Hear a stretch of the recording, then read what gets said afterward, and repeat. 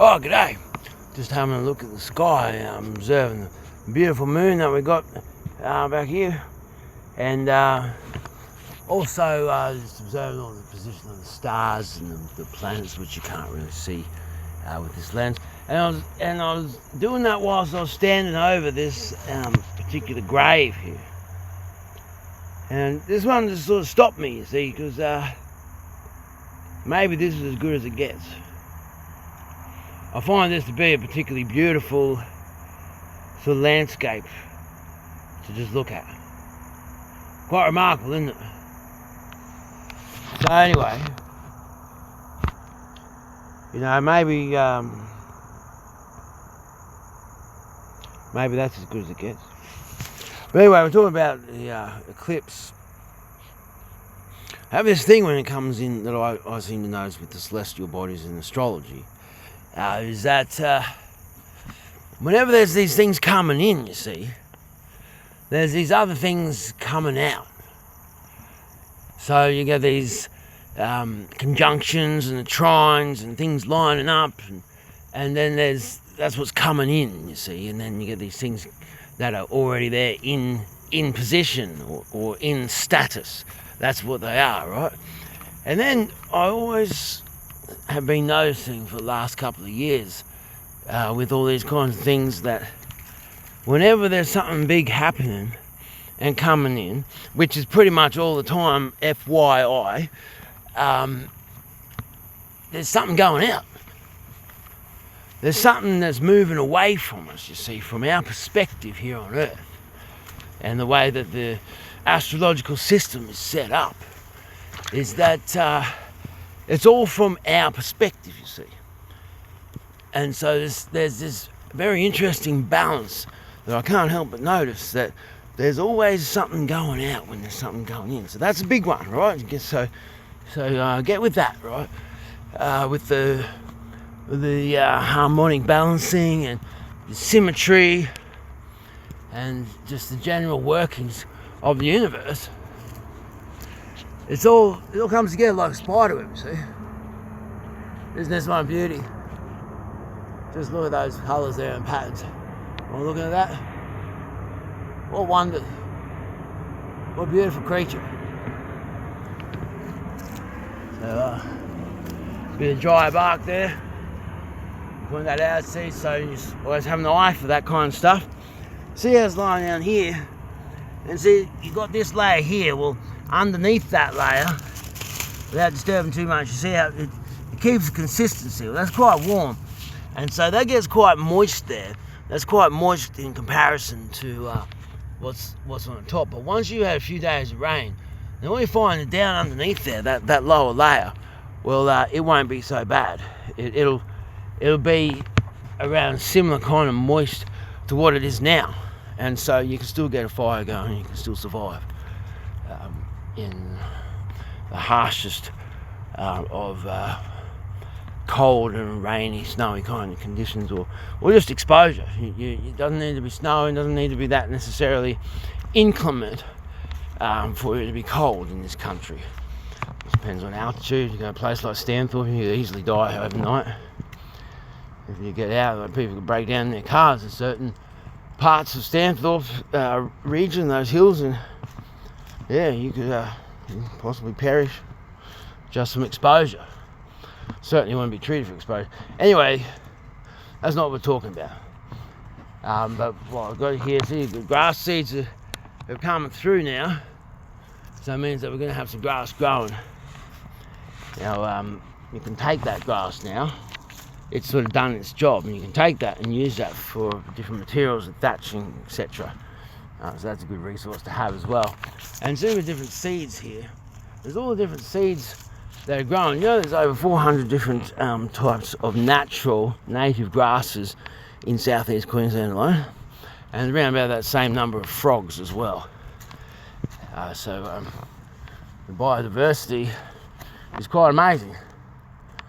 And so you can take the seeds from the grass, and you can make like a sourdough kind of patty, and you put that on a rock, bake it in the sun, turn it over in the middle of the day, and you got yourself some kind of it's not so great tasting. I won't lie to you, it doesn't really taste that good, but it will sustain you.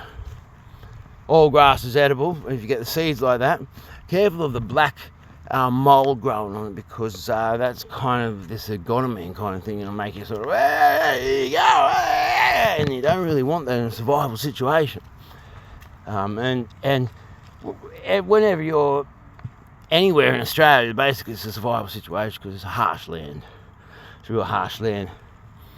So you've got some beautiful seeds here. I'm a little bit busy doing other stuff at the moment, but normally I would spread some of those seeds around, because it's the grass that holds everything together. And it's the people that like grass that hold everything together. Anyway, so I wanted to just say something about the eclipse, you see. I'll just stop here under this tree. It's beautiful, beautiful nature. Get in touch with the living universe from which you were born. And any opportunity you can, walk bare feet on the ground, right? And you reach out and touch a tree. Put your hand on it. Feel the connection to the living universe in which you were born. It'll work wonders for you, I guarantee you. You want to be careful of things like this, though, and that's why you want to be bare feet all the time, so that you can be guaranteed that your feet are tougher than broken glass and bottom glass bottles. So I'll pick that one up. Fortunately, I carry dog manure bags, so sort that one out. So just sit down over here, and well, we won't disturb the environment over here, actually. Beautiful big rocks here. These beautiful rocks. This is a place you come. If you want to know something, you're having trouble with something, you come and find a rock like this somewhere, right? No matter where you are in the world, you come find a rock like this, and you sit down on it. You sit down on that rock, suddenly you're a lot more of a sane person than what you were. That's about it. That's the truth. Now, the thing is, we've got this eclipse. And a lot of people have been talking about eclipse as though they know something about it. You see. So I'm not going to pretend to you that I know anything about it, because I don't. But what I do know is that it's been a few 100,000 years since there's been an eclipse like this. And what I do know is what was relevant during the eclipse, while we've got all this stuff going on, is what was drawing your thoughts away. You're in your body, you're here and now in your body, feeling your body, knowing that there's life going on, but what was drawing your thoughts away, and the centrifugal forces of life, you see, what was drawing your thoughts away, and in that time, in that moment, and then even now, like you're here now, watching this, listening, looking at my beautiful face, but are you here completely? Is there something else that's drawing your thoughts away? What is that? Where is it? It's the centrifugal forces of life that draw you out from yourself, you see. Now, what's that? What is it? What's on your mind? What's drawing you away? That's a question for you to ask yourself, and to know that about yourself, you see. And the other thing about this eclipse is I'll quote Mercury down here saying, every statement gives rise to 100 new questions, right? So every statement gives rise to 100 new questions. So everything that is said is a statement. This is a fact, right? There we go. I'm making a statement. Bang. There you go. That's been spoken. Now that's a fact. Now that fact gives rise to 100 new questions. Well, hang on a minute. How come that is a fact? How do you know that? What makes you think this? And then you got to be careful. Is this even worth my time engaging my consciousness on this kind of stuff? Because does this person actually have a clue about what they're saying? So look out for that when you're in this kind of thing. Now, this is kind of how it goes by default. Now, what I was saying before is about when you got something coming in, right? Then something happening. Then you got something going out, and it brings this harmonic, symmetrical balance to the universe, to the solar system, to the heliosphere. And you want to look at something when it comes to the eclipse, and you want to be looking at least 6 months either side of the eclipse. And you want to be looking at the solar field, the scale of the solar field, which is a heliosphere. And you want to know how big the heliosphere is. A lot further than what you can possibly imagine it could be. A lot further away, the end of it, the edge of it. Right? Now, you want to know something about it, you got to look at that scale. And this particular eclipse, even though we've had a lot of them, then this particular eclipse has been a few 100,000 years since it's been like this, you see. So it is the start of a new age, or a new phase, or a new chapter in some way. I don't know what that is, and I wouldn't dare to profess basically anything more than what I've said. But it's timed in with a doozy of a Mercury retrograde. So there's a lot of incongruence with communication and technology. I will not sign a contract or even make an agreement under a Mercury retrograde, especially not this one, because it's a doozy. Had to come in, just a day or 2 days before the eclipse.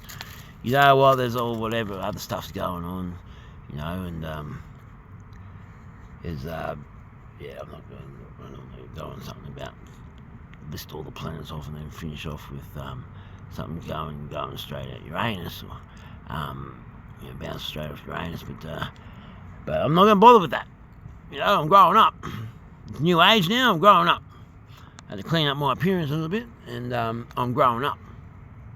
So yeah, that's where we're at. Now, like that grave, you know, there was a broken angel and the wings and the head and all that was all broken off, but everything was lying in the grave, which is broken through the top of the sarcophagus. And I think that's a particularly beautiful image, or that's a beautiful artistic contrast. It's a beautiful image. It carries a lot as a reflection, you know. That's what it is. It's a reflection of who we are and what we are as a society and where we're at right now. And with that, I suppose I'll probably leave it with that, you know. Like, what's distracting your thoughts? You know, I don't really have much more direction to take you with as far as the eclipse is concerned. Just be aware of what is it, what thoughts that are drawing you away, and centrifugal forces alive. They're drawing you away right now. So if you look at me, if you have a good look at me, right? Look at me, I'm looking at you, you look at me, I'm looking at you, you look at me, right? Look at you, right? Now, what's drawing your thoughts away from my beautiful face right now? Right? That's the question that you need to ask yourself. And don't be ashamed of the answer, because you're only answering it to yourself, all right? For me, I've got a whole myriad of things going on. I'm actually disturbed. I've got so much going on in there that I can't even pick one out to tell you what it is. With that, realise where I'm at. I might just stop recording now and just sit here on this rock for a bit. Cheerio.